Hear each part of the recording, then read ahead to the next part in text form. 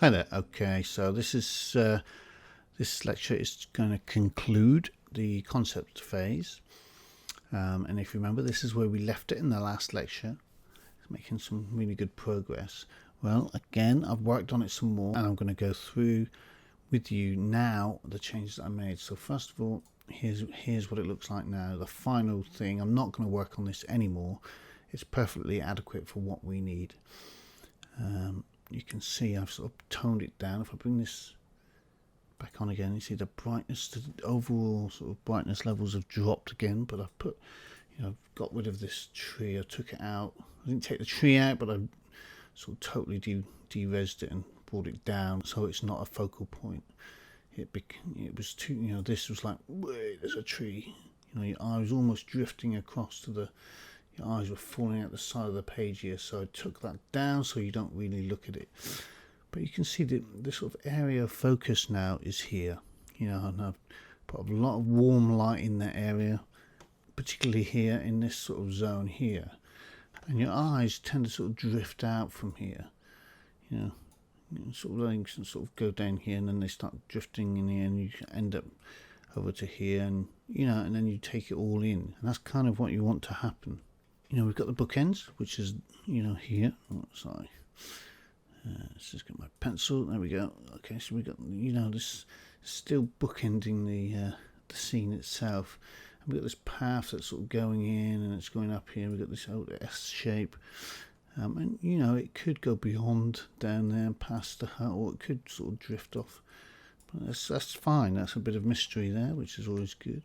Got this slightly open door here, which is like our traveller here. I've put he's obviously some sort of hunter or something.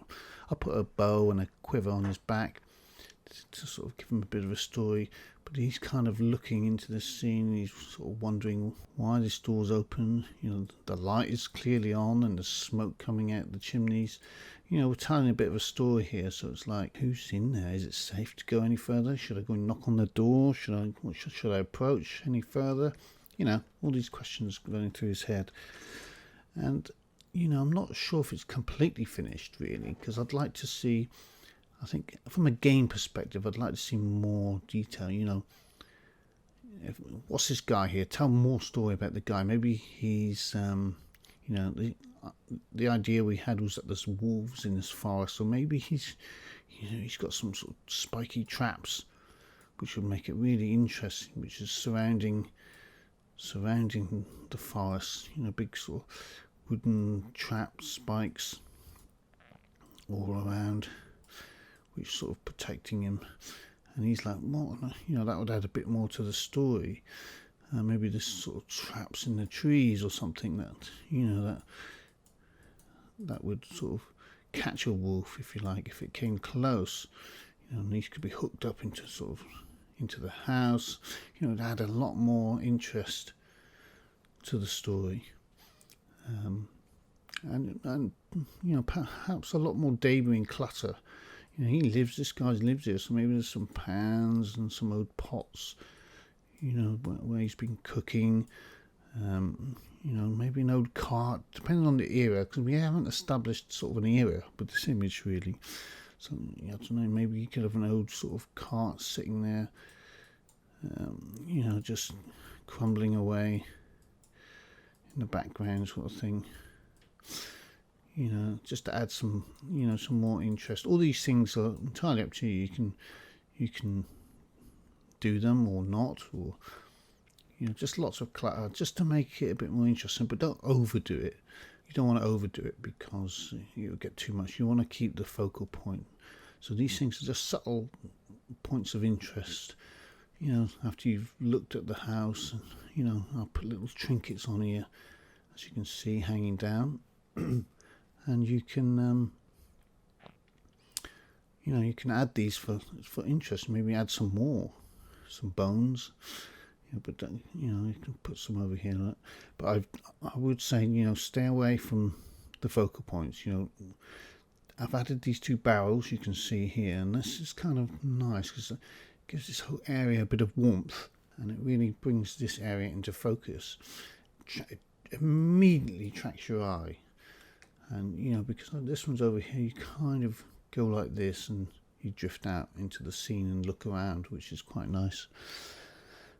I've kept the darker areas sort of pretty plain. If you don't want to see what's in these areas, which we don't, then don't light it. That's the bottom line. But they act as a kind of a bookend, like I said before, as well, and sort of like frames the scene, which is quite nice. And we've got, this is the dark against the light, and that kind of really gives it a sense of depth, which is what you're after, especially here, because we've got this murkiness in the background. I've deliberately kind of left it murky, and that gives it a sense of adds a lot of atmosphere, and you can see from there to there, I put all these shafts of light in, shafts of moonlight coming through the trees, which is quite cool. It's sort of dappling the floor, lots of shadows on the floor, just to break it out, because remember before we had this big sort of open space here, and now that's kind of filled. You don't really take much notice of that now with these stars. Some detail just to fill it out, bumpy ground, so your eyes here, you just accept that as a path, and yeah, it's looking really cool.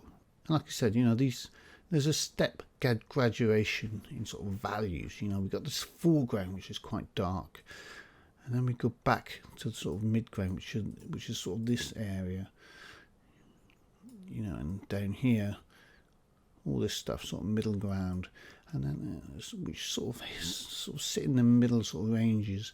Then we've got this whole sort of background, which is lightens up. We've got a step graduation in sort of in shades and value, which go into the scene like that, all going into the back of the scene. The path sort of goes to the back. He's looking towards the back. Obviously the perspective, is going to the back. So this whole scene sort of pulls you in. There's a lot going on here that sort of pulls you into the scene. A lot of art sort of techniques that we've used, a lot of classic ones, really, a lot of cliched ones, but these foreground dark areas is a classic. Putting a character here, looking into the scene, that's a very classic thing to do, but it's fine. There's nothing wrong with that. There's a lot of mystery in the actual picture itself, with the door, and like I said, with the door slightly ajar, and the fire. Why has he got these barrels out here? Who is this guy here? Why is he carrying a bow and arrow? I know why, because I drew it, and I have this story in my head which I'm developing. So yeah, I think it's quite a good balanced scene with bigger objects and smaller objects. Bigger objects.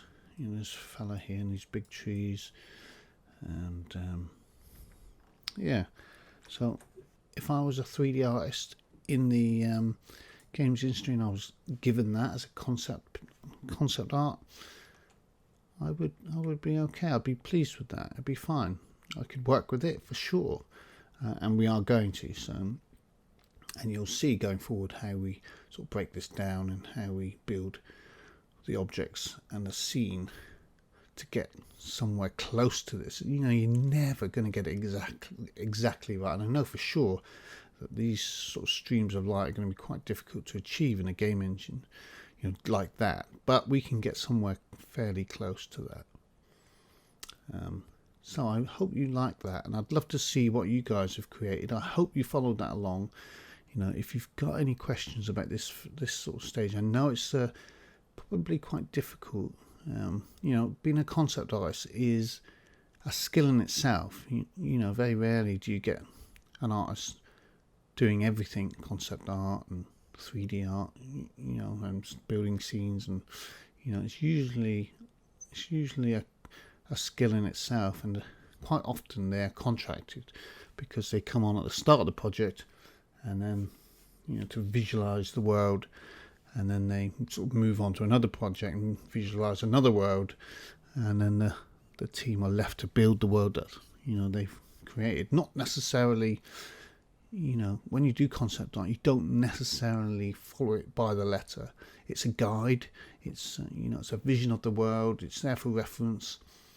with their, ideas. You get a real sense of the world and the game when you create concept art, and that's kind of the idea. You visualize the world that you're creating, and you set a tone, you set a style, you set a mood, and it provides a really good foundation for the 3D artist to go forward and start building the world. So anyway, I hope you like that. Okay, so let's now move on to the 3D part of the course. I'll see you in the next section.